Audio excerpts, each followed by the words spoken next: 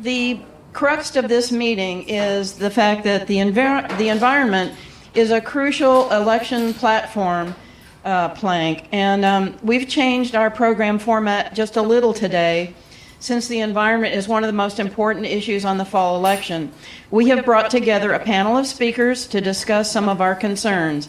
And mostly, I want to introduce Chris Moser of Progress, Texas. He'll moderate our discussion as a podcast. So please hold your questions to the end, but I'll let Chris introduce our speakers. Yeah, hold your questions to the end, but please participate. The audience is part of these live podcast recordings, and all of this will go out over our podcast network and be heard by thousands of people across Texas. So be a lively audience for us, if you would. Progress Texas is the number one progressive media outlet coming out of the great state of Texas as a nonprofit organization. NETCo Dems has generously contributed to our recent 16th anniversary fundraiser. So I want to, on behalf of the work, I want to thank all of you guys for that really, really nice help. We are also the official media partner of next week's Texas Democratic Party convention in Corpus Christi, which we're very, very excited about. Expect to see a good many of you there, and looking forward to a really good time and a very interesting experience in Corpus Christi.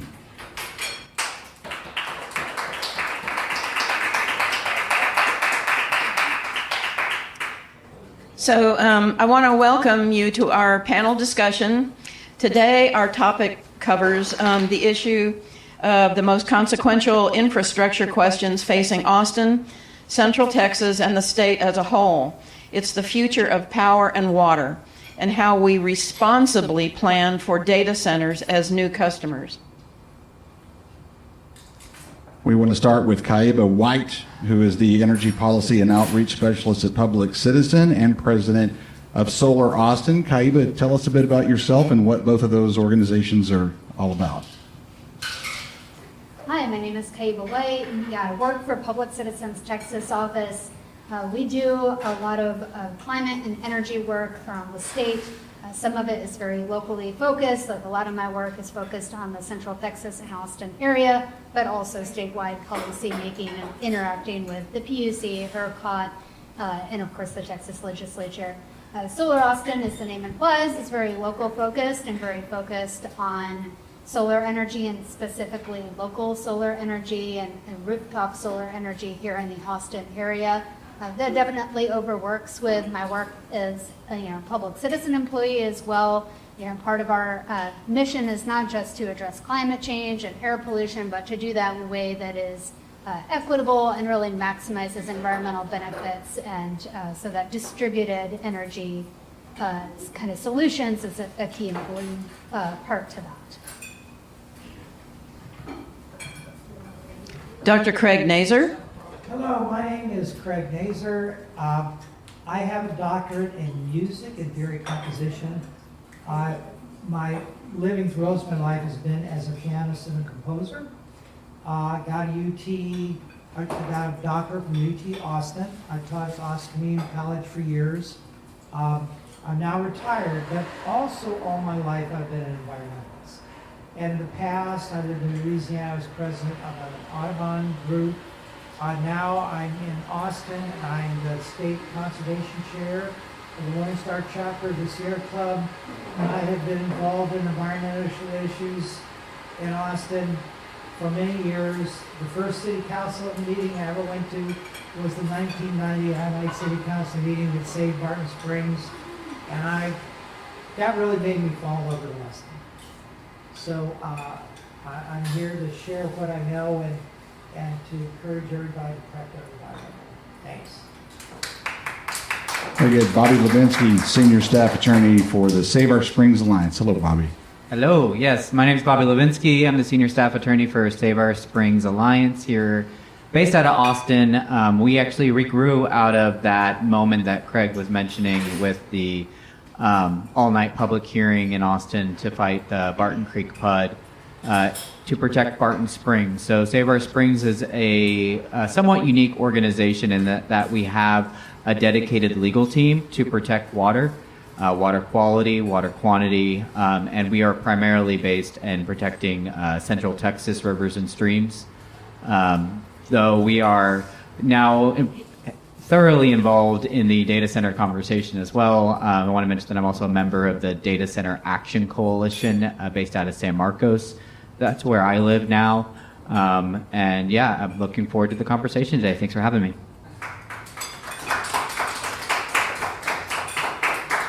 So we'll open the discussion with the first question that we've come up with. And y'all dive in however you want. Austin's population growth and now the demand for data centers is pushing our power and water resources to the limits. What are Austin and ERCOT doing to build our infrastructure? All right, I'll go first on that one. I'm sure these folks have something to add. Yeah, I guess I'll start here with Austin. Unfortunately, I think what Austin is doing falls into the negative column. In May, the Austin City Council met in executive session and approved the purchase of 400 megawatts of natural gas burning power peaker generation. So, they did not say this is for data centers, but they did point to what I consider very dramatic projection of increased electricity demand within the Austin Energy Service territory, and that would be a demand that really just cannot reasonably be expected to have come from, or to come from, the increase in population, right? New homes are much more efficient, new buildings are much more efficient, so you need to have quite a bit of population increase to get the kind of 30 plus 40% kind of demand increase that Austin Energy says is the reason that they need this fossil fuel expansion, and that our city council bought into that, right? They met in secret, voted in secret, and have now approved an expansion of our city, not just using but owning more fossil fuel power generation.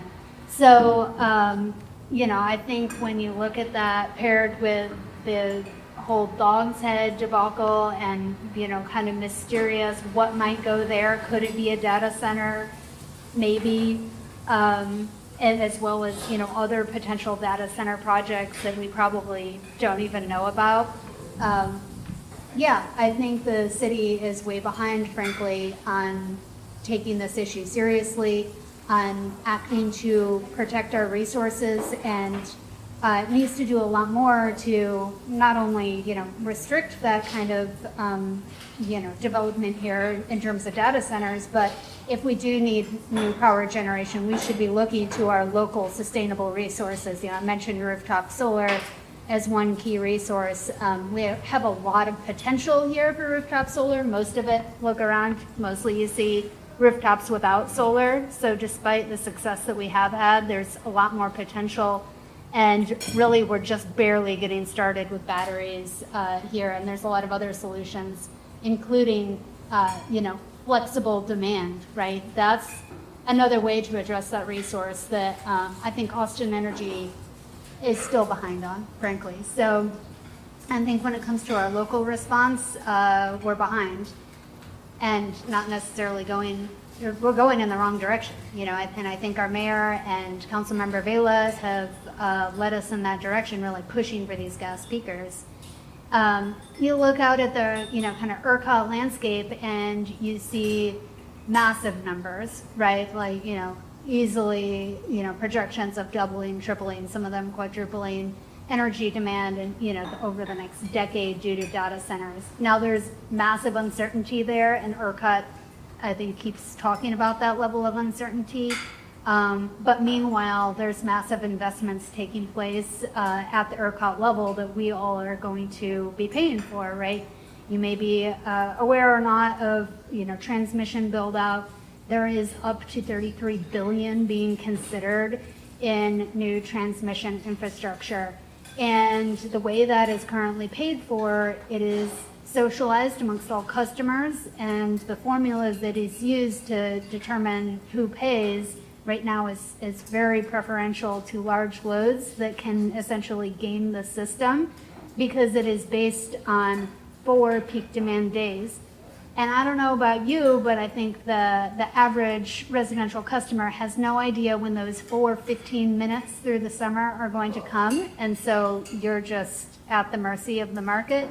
Whereas large loads like data centers, they have highly sophisticated personnel who are tracking the market and are absolutely able to respond and shut down or switch to backup power generation during those times and avoid paying their share of the transmission build out, both what is already existing and this large build out that is coming. So there is a response happening at the state level. There is likely to be some change in that formula that will somewhat mitigate the burden put on residential customers, but most likely not to a level that would be proportional to the amount that we are driving that increased cost compared to what, data centers, for example, are driving. That they should really be paid almost all, if not all, of that increase, and yet we are definitely going to be paid. So I'll pause there. That sucks. So this is Craig Nazor speaking. I've been working with our state lobbyist, Cyrus Reed, for a couple of years now at the state legislature. And he's a real energy expert guy. So I go there kind of to assist him. And one of the things I do is, I'm retired. I have time to go up there and listen to meetings and to testify. And so what I think about is, what can you say? How do you make the argument to these people that this is wrong? That the way you've got this is not working for the people. And how do you change that? And part of it, of course, is the money behind it. I mean, obviously, there's huge money behind these companies.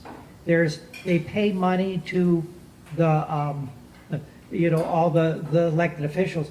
You go there to the hearings, I swear to God, you look at all the environmentalists, they might be dressed like me because they're going to go home, it's going to be hot, you might work in garden.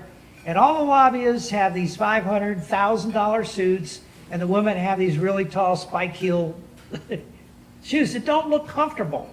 But it's a whole different game. And one time I was walking and it was hysterical. There's this woman, beautiful dress, wearing flip-flops, and she walks through the, where you get checked for if you got a gun or anything. She comes out and she gets the building. She takes her flip-flops off, puts them in her bag, and takes out her high heel shoes, puts them on, and walks in. Wow. And now, and the reason this is important to me, I'm kind of a people person. I look, I see. What do you say? What do you say to these people to change their mind, to get them to look at it differently?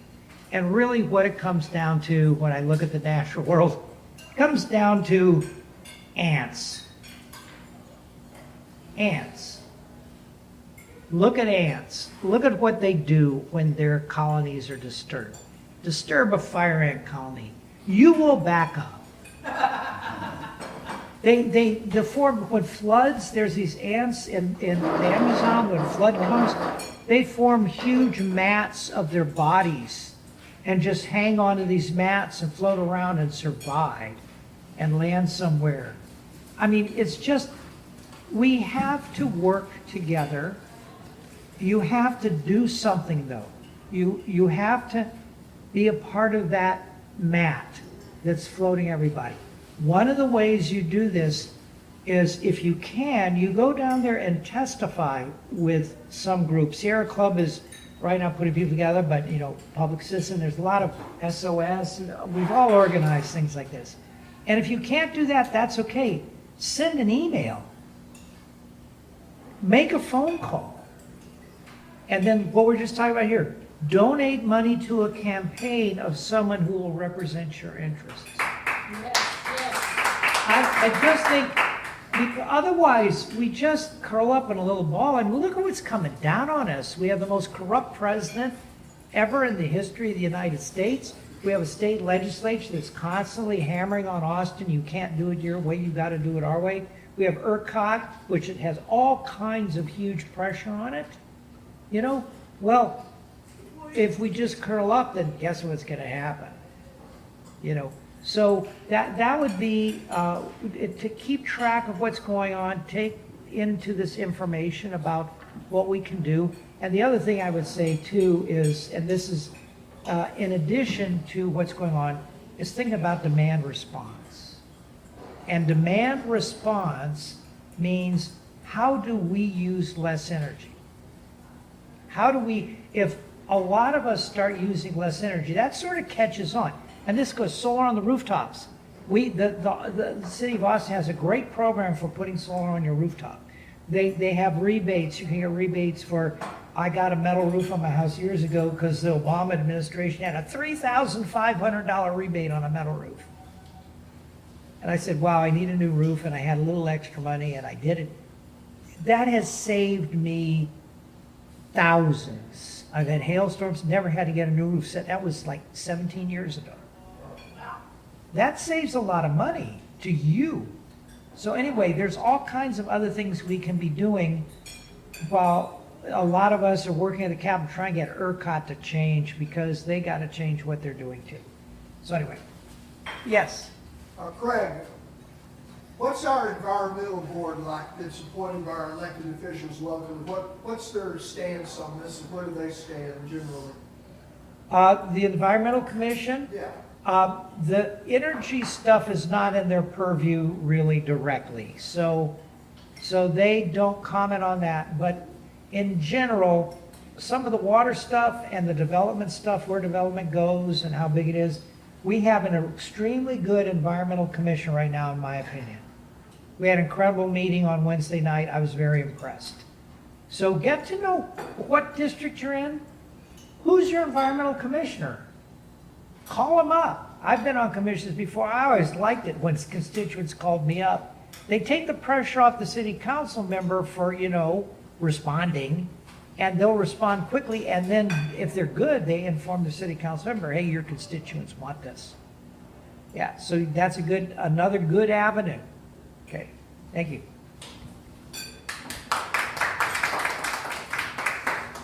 So, Bobby Levinsky again. I'm with the Data Center Action Coalition down in San Marcos, and we have a lot of ants working on this data center issue. And I think one of the beautiful things about what's happening right now in Texas is it is truly a bipartisan response. I was at a recent meeting for a water district, the Crystal Clear Special Utility District, speaking alongside of people who are hardcore MAGA. And we were on the same side saying that we don't want our water used by the tech oligarchy in this way. There's a lot of conversations about demand. One thing I want to really point out about these data centers is it's not the current usage that we're doing with our phones or our computers right now that these data centers are being built for. It's actually a speculative initiative by venture capitalists that are trying to increase the computation capacity of computers to try to figure out what AI could become. Not what it is today, what can it become? And so when we're looking at the amount of water that's being demanded by these data centers or the amount of energy that's being demanded by these data centers, it's really about how much profit these venture capitalists think that they can generate if they build these things and then let the computers do what computers do. It's not how much usage you're doing at your home right now. And I think that this really comes down to why is this happening in Texas? So, when I'm working with these rural communities, one of these sites that we have, it could result in 3 power plants within 1.5 miles of each other. That's going to have a huge impact on the environment for local ranchers. And it exposes just how much the Texas legislature has eroded local control over the last decade or so. So the response that we need to be generating, the marching orders that we need to be giving to people is demanding that the state legislature restores power to cities, restores power to counties to be able to take control of the futures for their communities, and saying no to some of these data centers. Absolutely. So reflecting on all of those answers, Kaiba talking about the city council kind of, almost seeming to sneak around a little bit in terms of the preparation for additional power generation, ostensibly for data centers. Also, what Craig said about the kind of different types of people you see around the Capitol, whether it's environmentalist types or it's venture capital, private equity types, and also what Bobby said about what to me is the truly remarkable overlap in the Venn diagram when it comes to the left and the right on this particular issue.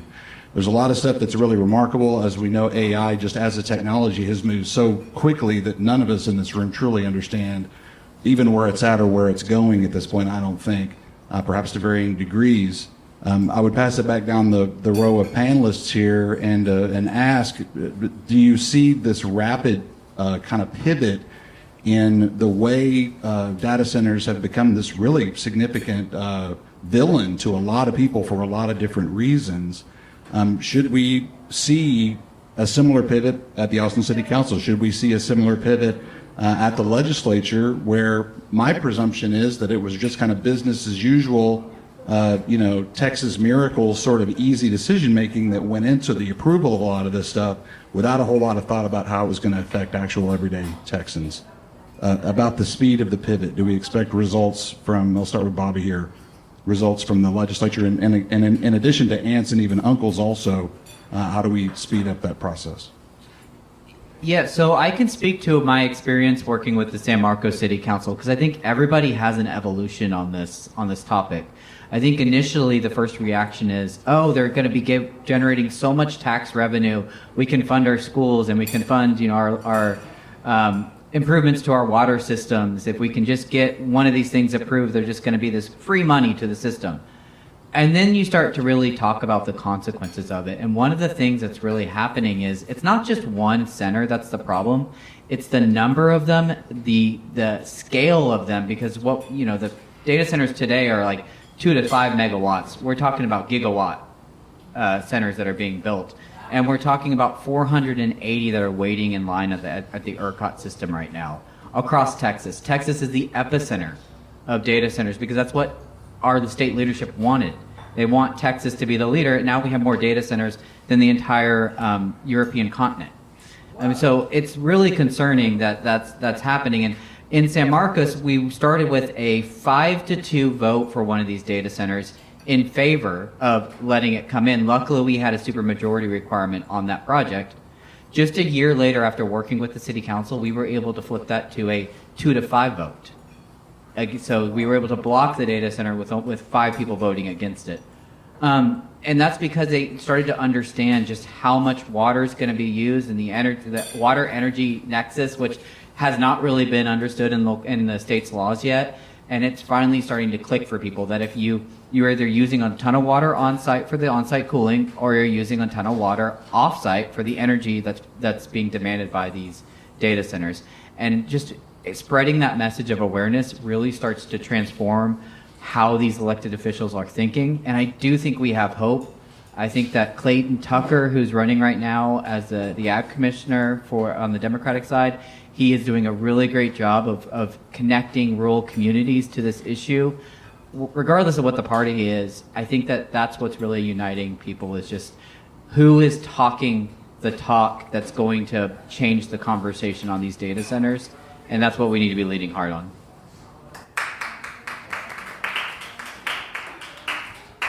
So let's focus in on water a little bit here. Water is the stuff of life, as we all know. How is our environment changing, and what can be done to ensure the sustainability of our water supply here in Austin and even across Texas, and specifically with regard to the Edwards Aquifer? Craig, would you start with that one? Yeah, now, water is a big issue.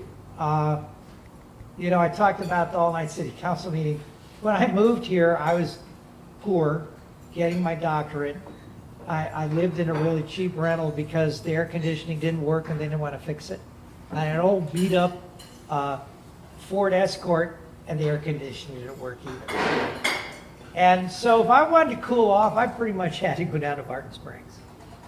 And it was like, when that happens, you begin to see the value of this nice, cool, clean piece of water. A lot of us don't realize what's happening to the water till suddenly we can't water the lawn, or like in Winter Storm Uri when all the water went out.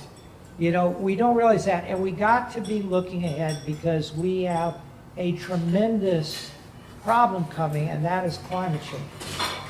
Now, you go down to the state legislature, and, over half of them can't even say the word, but still, it's going to happen no matter what. So science is true whether you choose to believe it or not. And one of the problems, so, one thing that we may be talking about coming here is the dog's head and flooding. Because we're going to get lower amounts of water over longer periods of time, longer droughts.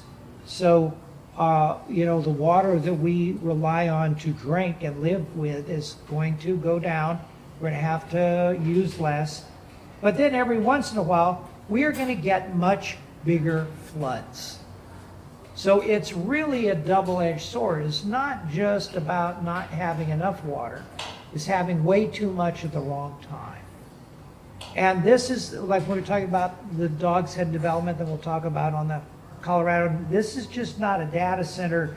Although they may put a data center in there, we may get to that too. But it's not, it's also about having infrastructure by areas that are subject to huge floods. And so much water may come that we can't really capture all that. That's another problem. How do we capture this? I understand that the water utility gave a program at the RMC just this week about aquifer storage, which is a good idea going forward. But we got to get on top of this now. We cannot wait any longer. And once again, it's also with us how we use water, demand response. Do you water your lawn? The trees. Yeah, your trees. Well, then what kind of trees did you plant? What kind of trees do you have? I mean, if you have a tree that likes a lot of water, you didn't plant it, maybe you plant it that way. But if that tree dies, you don't have the shade. I mean, we have a lot of issues about how we personally can use water. And I think that's always important. How do you personally use water? Because that changes how you feel the government and the society and the neighbors should use water too. That makes you an advocate for a better way to do it. So that's another thing to look at, our personal use of water and how we can change that. Yeah. Yeah. The point you're making about the sudden heavy rains and impact can absorb the water. Classic example happened this past week in Waco. They had one of the worst events they've ever had there in history of the city. Just swept cars off main streets, 3 and 4 feet of water in areas that had never, ever flooded before, ever. It was really a tremendously damaging event. You see it online, you almost can't believe it if you look at it on YouTube. It shut down I-35. And this is largely the result of impervious cover. And that's something else that not too many people know about. The impervious cover prevents water from soaking into the soil. And the more impervious cover you have, the more it's likely to rain. So what happens when we do this all this development, we haven't had a big huge rainstorm, and that big huge rainstorm comes, and suddenly things flooded that never flooded before. And this is where we got to get ahead of it. We got to think about that. And isn't it true that the concrete is actually producing warmer air above it? Is that right or not? Yeah, that has the urban heat island effect, and that's where your trees are important. And that's why we have the tree ordinance, our heritage tree ordinance that people violate all the time, too much in my opinion. That's all part of this. It's all part of the same thing. Yeah, I guess I'll just, point down to Corpus Christi. I'm sure you all have read about what's going on in Corpus Christi. Like, this is not a tomorrow kind of issue. It is now. And, thankfully we've had some good rains over the past month or so. Because prior to that, Texas in general was in pretty dire drought. And unfortunately that is, I think likely to continue being a pattern, right? Like, we're going to go through these long periods of drought and they're going to get longer and more extreme. And then, yes, they'll be punctuated by extreme flooding events, whether they are inland kind of rain bombs or things like Hurricane Harvey, where you just get massive amounts of rain that there's no way that our infrastructure can handle. So yeah, it's happening now, and it's going to get worse. I just like to remind people that it's not a tomorrow, it's not a in the future problem. It actually is. It is a today problem, and definitely look to Corpus Christi to see a very unpleasant picture of what that can look like. And unfortunately, here in Texas, industry rules, right? So while I think residents are going to be strictly enforced on their water usage in that city, it's still pretty up in the air whether or not the large industries, the petrochemical industries there that are using the majority of the water, are actually going to be held to any restrictions that will actually address the problem. So we've got that issue, and just kind of touching back on what it does take to change politicians, I think, opinion. I think it's the visibility, right? So Bobby mentioned that a lot of times the first reaction to data centers from the kind of political perspective can be positive, like, oh yeah, there's going to be money coming in, it's just data center, it doesn't sound bad, right? And then it's once it actually happens in your area and you actually see that, oh wow, that isn't just another warehouse. Actually, this warehouse comes with its own power generation, maybe for full-time use in terms of natural gas power plants. That's happening throughout the state of Texas. Huge build out of natural gas power plants specifically for data centers. And then even if that's not the case, or sometimes in addition to that, then you're also having backup generators, which are generally powered by diesel, which is one of your dirtiest options, most polluting, most harmful type of pollution that is not only a kind of classic respiratory and cardiovascular kind of problems caused there, but cancer. Diesel is some of your worst kind of air pollutants, and these data centers are just building massive amounts of backup generation because they don't want to have a moment where they might go down. And also because they want to be able to game the system, like I mentioned. So they might be able to switch off of the grid, get a pretty big payout potentially for that, and also increase local air pollution. And then, of course, there's the water issues. Bobby is very familiar with working in San Marcos, and unfortunately, the data centers seem to give little consideration to whether or not there is actually water available where they're going. But once it really kind of comes to a head, there's nothing like having an emergency to start changing some minds. And then I think the piece that I think so often gets forgotten, but that I keep hearing from folks who live right near data centers, is the noise and the very local impact. So I think for those of us who don't live next to a data center, we might just think that it's this unsightly giant box and it uses a lot of power and water, but if we could only power it with solar energy and, cut down on the water use, maybe it could be okay.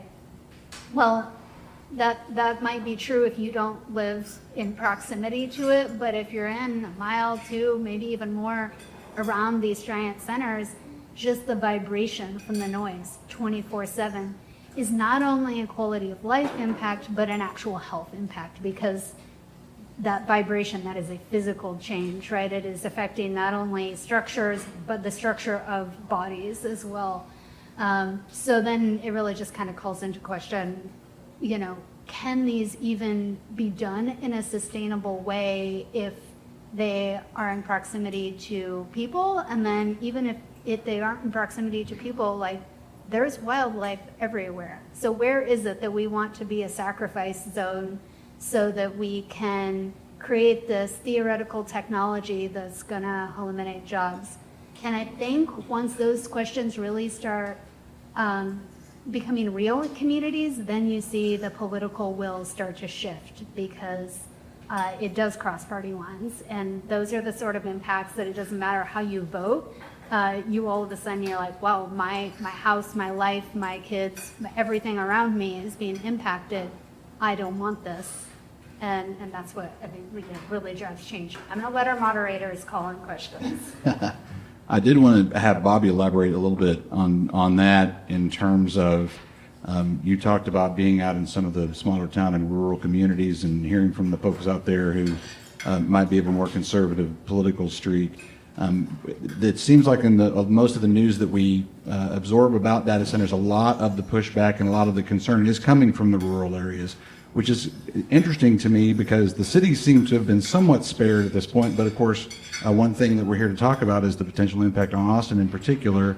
Is there a rural-urban divide between, are there differences in the way those two sets of people in Texas approach this issue? And I also wanted to ask if you would give us a real quick rundown on the difference between open loop and closed loop cooling systems. I think that's one thing that we're probably going to hear people with the technology industry coming up in the legislative session in 2027 begin to try to defend what they're doing, trying to claim that they're not using up a whole lot of water. Maybe give us a little info that we could use to navigate that conversation. Yeah, so I'll start with the rural versus the city divide. So one of the reasons why I think the data centers are really targeting the rural communities is that the Texas legislature's really abandoned them. They have made it functionally impossible to turn one of these things down if it's not in a municipal city limit, a home rule city limit. So because counties have been stripped of most authority to be able to do anything in response.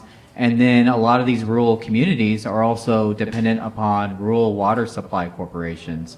So you've got utility districts that have been also neutered of the ability to turn down water contracts, even if their systems can't handle it. They're expected to just go find the water somewhere.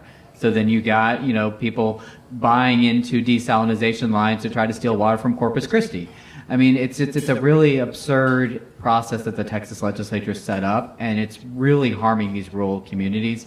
And if you start listening to them, you start to hear how it's going to impact their lives. I'm working with a horse rancher, and she talks about, Kaiba was mentioning the noise that's coming from these data centers. She's talking about some of the vibrations coming from those data centers as well, because horses communicate through vibrations on the ground. So how is it going to affect her ranch and the quality of life that she's built with her family? And they want to retain their land. They've built something they're proud of, and they want to keep it. They don't want to sell off to a data center. And so, how does this translate to cities? Cities have a little bit better infrastructure in place. They also probably have a better system of being able to turn down some of these things based off of the amount of resources that they have to fight them as well. I mean, the rural communities, they don't really have the staff to even do much legal analysis to be able to figure out what their rights are if they were to say no to one. And then they don't have the resources to be able to defend themselves in court, because then they're going to be, just like what we saw in Hood County, sued for hundreds of millions of dollars because they had the audacity to say no. So, I mean, I do think that we have a concern coming in Austin. I do think that there are things in place right now where Austin is vulnerable to one of these data centers coming in and using a massive amount of water. If you look at the existing users, it's already happened. Look at Tesla and how much water that Tesla uses of Austin's water system. It's a huge concern. And I think they're also hiding under these transparency laws that allow them to withhold the amount of water that they're actually using on our systems. The Texas legislature has really just abandoned us. I think that's just ultimately the issue there. Then I want to get to the open loop versus closed loop system. Like with any technology, there's not really a one size fits all. So there's no way that I can describe how much any individual data center is going to use for the amount of water. What they try to do is distract us with this closed loop system.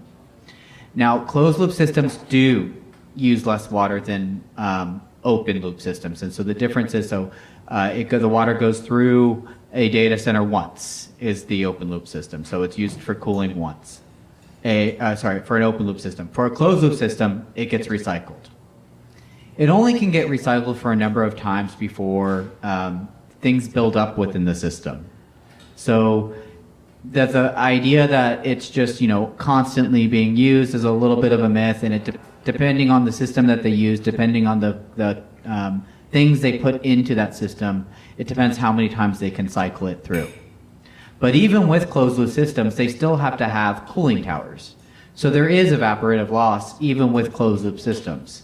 I spoke with a professor at the University of Texas who's been studying this, and he said there's about a 50% reduction in the amount of water from an open loop system to a closed loop system. Now, these numbers are constantly changing. Technology is evolving. It's hard to know how much water they're going to use because, again, they're withholding their projected water use from public information requests, and they're allowed to redact it because they're saying that they are national security risks. And so it's just really absurd that they can be applying for the use of our water and not telling us how much water that they intend to use. So I don't want people to get the notion that closed loop is not better than open loop. It absolutely is. It's also just not the solution with the number of data centers that are coming in line. We already had a problem with the amount of water we need in Texas before the new demands of these data centers. They're being projected from right now, they use about less than 1% of total Texas water. Within a decade, that could go to 6 to 9% of Texas water. That is not in our state water planning, which already projects a deficit. So until we have the planning in place, until we know how much water that they're going to be used, we need to be telling them no so we can get our systems in place to make sure that we'll have enough water for everybody. Keep in mind, these data centers cannot be curtailed in drought. So while you are restricting the amount of water you're using in your home by taking shorter showers or not watering your lawns, they are able to continually process the water, continually use it throughout droughts because they are critical infrastructure. So, I mean, those are the problems with that.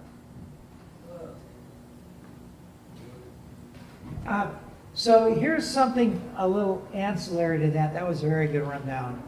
I would mention that some data centers claim they're going to use air cooling or that they're going to try and do that, but that leads to what Kaiba was talking about. Those are the loudest, they huge vibrations, and you've got fans running all the time. So we have a lot of problems here. But another thing about this that I think we need to look closer at is data center covers a lot of space.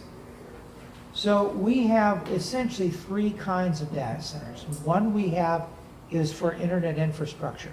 We have had these all around Austin for years. I know where one is, and close to my neighborhood.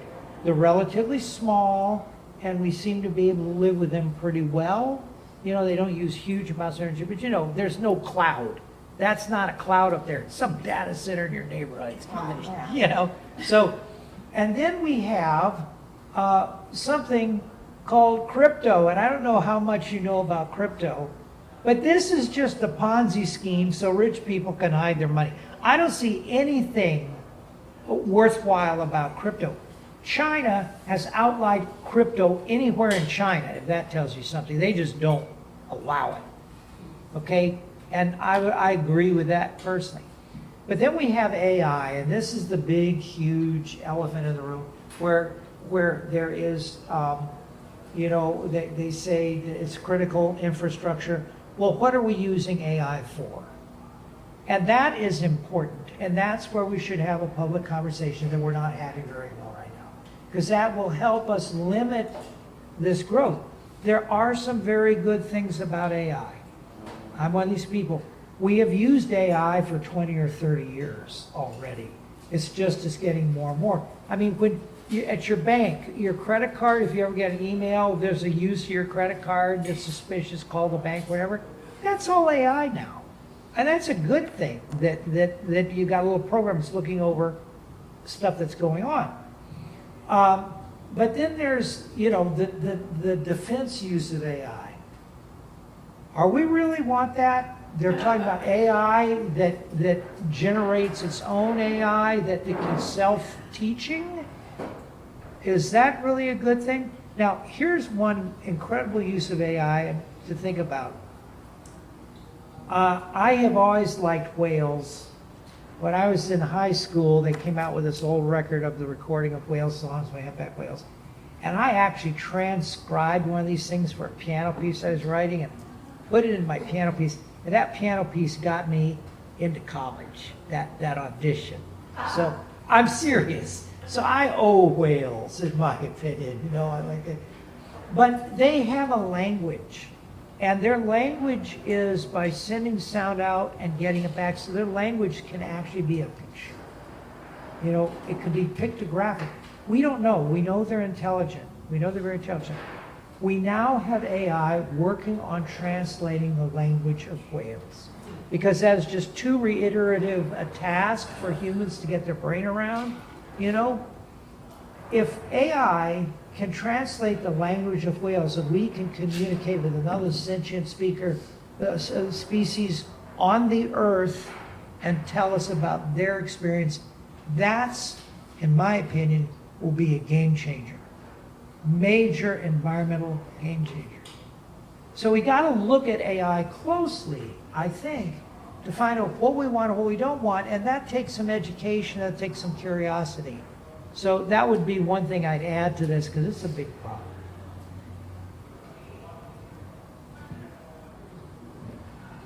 We have another question here. We've touched on it a little bit about the Dog's Head tracks in East Austin. It is on the Colorado River. It involves 2,600 acres. The city annexed it or wants to develop it, saying they want the property tax and the sales use tax from it, but they will not deny that they want a data center there. Would y'all like to discuss that some more? And I'd like to hear kind of a very baseline description of what we're talking about with Dog's Head. A lot of people don't know about it. Bobby, do you want to start with the baseline and then I'll add some commentary? I think you've been closest to it. Yeah. So the Dog's Head development, as was mentioned, is about a 2,600 acre property on the free-flowing section of the Colorado River, just to the east of city proper Austin. It's an area where this river has historically meandered. It's gone back and forth. A lot of the property has been used for historic mining operations. And there were plans in place by Travis County to restore these mining operations into things like wetlands and parkland, and to really give back to the communities of the east side that have been historically discriminated against. What the Dog's Head development did recently was they rushed through a development agreement with the city council of the city of Austin. It is a really good example how environmental racism and environmental injustice is alive and well.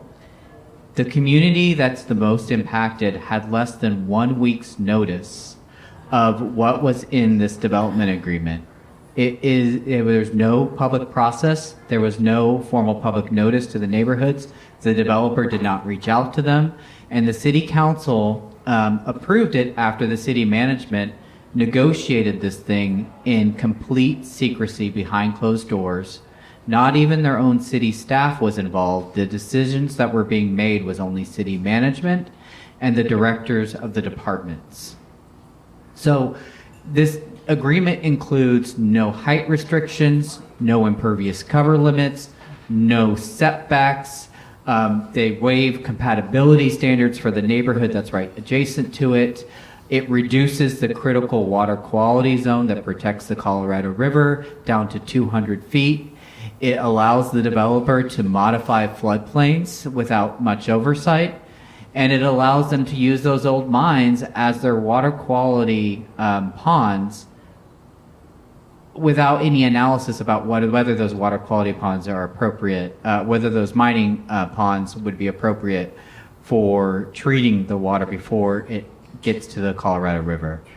It's a really sensitive area because not only is this stretch of the Colorado River an exceptional water quality area with really diverse species, it is connected to groundwater as well. So whatever goes into those ponds connects to the Colorado River, which connects to groundwater that's then used by communities such as Bastrop downstream. So all of this happened within 1 week. And now the developer is asking for the city of Austin and Travis County to give it tax breaks for the next, until 2061, however that math works. It equates to $2.2 billion in public subsidies to the developer. And $600 million would come from Travis County, the rest would come from city of Austin. It equates to about 80% of the taxes being given back to the developer in Austin, 50% to Travis County. And we're trying to organize people to oppose the tax incentives. So hopefully the developer will then just tear up the development agreement and we can reset the process to have a public process. I'll stop there, but that's my commentary. It's the worst development agreement I've ever seen. Who benefited from that, may I ask? I mean, certainly the developer, and I think that seems to be a common theme lately. And I look at this dog set agreement, which came up at about the same time as the natural gas peaker purchase, which Austin Energy and City Council won't say exactly how much the contract was for, but came at the same time. They're not ruling out a data center there. They've said that some sort of advanced manufacturing might be part of that development. Just a lot of secrecy, a lot of kind of vague information or no information. And again, no public process for this massive development on sensitive land, at the same time that there is no transparency, no public process of any meaning on this fairly significant build out of fossil fuel power generation here in Austin. Maybe they're connected, and maybe they're not, but I think what does connect them is our city leadership. And we are seeing that Mayor Watson and the culture that he is bringing to our city apparatus is one of extreme capitulation to development interest, to secrecy, to just pushing things through to serve. I think special interest is the best way to state it, because it's certainly not serving the people of Austin. So, I look at this development and I think, not just like what is the energy impact going to be, how much water might be used, the flooding. I just think, wow, that is a huge piece of land that all of a sudden the city has decided that instead of that, again, going back to serve some ecological use, the city of Austin is saying, no, we're going to pave that over. And, like Bobby mentioned, impervious cover, sure, let's just pave the whole thing. It seems to be the approach of the city. And at the same time, they're talking about using bond dollars to purchase land, for conservation or for parkland. Like, how does this make sense that we're going to potentially give our tax incentives to pave more land over while also asking taxpayers to fund purchasing land to prevent it from being paved over, right? So I guess, I feel like our city government needs a fundamental shakeup, and it needs to come from people like us, people in this room, to go beyond, supporting somebody who identifies as a Democrat, and make sure that our Democrats are really representing the people of Austin and saying, no, we are not going to cave to every development interest that comes our way. Is there a coalition that's legally fighting this issue? Okay, so there was an environmental commission meeting last Wednesday night that happened because there's a little bit of a gap. The 45-year guarantee means no decisions are going to be made by the city council or any commission. They go straight to administrative decision by the development office. But there was a gap. There was one of the most amazing meetings I've been to in a long time last Wednesday night. If you're really interested in environmental issues, you might want to watch it. There were over 100 people who showed up, and so there is a coalition but this is so quick, it's just a coalition of ants. And they showed up, and no one spoke in favor of it. I have never been to a meeting where they had some country, well, did one or two or three, or at least, few. No one. And the people who are doing this, Endeavor, who did the domain, is the company that's doing the development, and their lawyer is Richard Suttle. You may know of him. And they were there, and they put pressure on the Environmental Commission. They said, we'll come and have a discussion, but usually we see on the commission is discussion and a recommendation. But we will not show up if you do a recommendation, just a discussion. So they silenced the Environmental Commission. People were angry, deservedly so. There was enormous pushback. So this is still moving on. You need to pay attention to this because there are actually out and out lies being told. And some of these lies, the ones we heard it in 1990, we heard the same lies. They say, well, it's a blighted area. It said used for mining. It was used for gravel and sand extraction, so there's not tunnels or anything.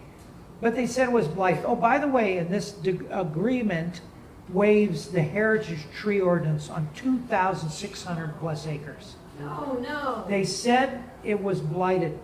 People who lived down there showed slides of the river, how beautiful it is, otters, beaver. That's a part of the river that's very clean and is coming back. Herons, birds, white pelicans fishing, and said, that's a lie. And it stuck because it was a lie. So there is enormous pushback happening, but there needs to be more. You can all be a part of it. I would say right now, call your city council member, tell them there's no way I approve of this development.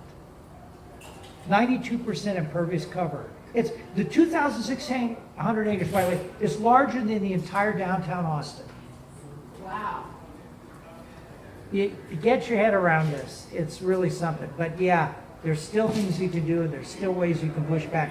I've never seen quite this egregious kind of thing where they're shutting up or trying to shut up public input. But you can't shut up that mound of fire ants once you stepped in it. That's true. Actually, Dr. Nazor, I want you to start round of 3 real quick. We have, this has been a terrific conversation. A lot of scary and kind of dark stuff talked about in this conversation, though. And as things seem to be improving politically and generally, I would say, for progressive type folks, I would like each of you to go through and give us the view from yourself personally and also from the organizations that you represent in terms of your outlook of what's about to come in terms of the upcoming election, the upcoming legislative session, and your marching orders for people. What should people do to get the outcome that they want? And let's keep this brief and go around to everybody as we wrap up here. Well, first of all, I am involved in watershed restoration projects. There's one by my house with a spring and a creek, and I have gotten involved in that. And it's just hands-on looking and being out there because our world is incredibly beautiful and it is self-healing, and it will heal you as well as the environment. So that's one step.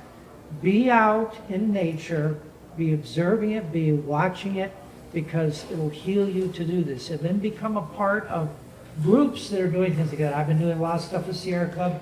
We have a conservation call every month. I hear from people all over the state. There are things happening all over the state, things I wouldn't even think of, things I don't know. And I hear about it, and we try and support those people. And that also creates a good energy. And go to meetings. Man, this meeting last Wednesday night, I'm just so happy I went to it. I haven't felt that good about Austin in a long time. So that's what I would say. There's a lot going on. Be a part of an organization, support people, do that. That's really the thing to do.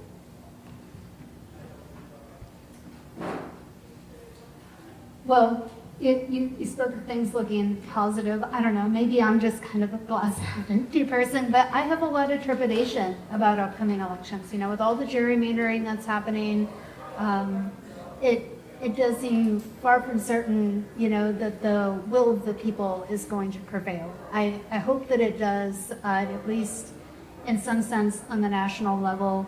I always hesitate to be too optimistic about statewide politics here in Texas because it's just a exercise in disappointment so many times year after year. But I do think we have some great candidates running, I think even looking at, say, the data center issue, we've heard some interesting comments even from Republican lawmakers around the water issue, and especially when it comes to data centers, saying that, I want water for my constituents, for people. Data centers are my last priority. That is a summary of what I heard from a Republican lawmaker. So that does give me some hope that there are ways to kind of break through. I would encourage people, obviously, to vote, and regardless of kind of who you think you might be supporting, look at where they're getting their money, because I do think that is, unfortunately, a lot of times what is governing their positions, and it can be really hard to persuade somebody who's essentially paid to take the position in a certain direction, and that happens regardless of party. I think definitely, in terms of finding hope and meaning, definitely get involved. Find ways to go out and, there's so many issues to advocate on, but pick something and show up, speak at city council, speak at commissioner's court, wherever it is that there's an action, find some way to plug in and do something, that is in person if possible. Y'all are here today, and that's great. So I think that's where I do find some hope, is that I'm still fighting, right? When I stop fighting, that's when I will have really lost hope. I think is by having that resistance that I keep hope alive in myself. So I'll end with a little bit of a mixed positive and negative message. So I think what's happening right now is just there's so much chaos at the federal level that it's just creating so many opportunities for people to just slip things by. And I do think that the local elections have been really corrupted by a lot of money coming in. Citizens United didn't really help. So you're seeing a lot more PACs at the local level that are very industry based. The developer of the Dog's Head, they've given $250,000 collectively to the current city council. So maybe that's reflective of their unanimous vote there. And so I think the message that I would have to people moving into November elections is don't just vote D or R at the local level. It's a nonpartisan race usually to begin with. Really look into not who is just speaking the talk on a federal level for Democratic politics. Look at what they're speaking about locally. Look at their actions locally. Do their words match their local actions? I think that's really the message I really hope people are getting to. And I do agree with Craig that I am inspired at the moment because there are so many people getting involved locally that have not been. It feels like we finally have woken up since the COVID pandemic. There was a really bleak time period where people weren't getting out to meetings and weren't exercising their voice. I think it's happening now. And this data center issue especially, if we really lean hard on it, I think we could really change some outcomes in November. Very, very good. I would add in there that I'm so very glad to be recording this at a local club meeting. The Northeast Travis County Democrats have been so good to us at Progress, Texas. We've had a terrific audience, guys. Thank you so much for being here. Kaiba White, Energy Policy and Outreach Specialist at Public Citizen and President of Solar Austin, Dr. Craig Nazor, Conservation Chair of the Lone Star Chapter of the Sierra Club and President of the Austin Environmental Dems, and also Bobby Levinsky, Senior Staff Attorney for the Save Our Springs Alliance. One more time, everybody, the great panel.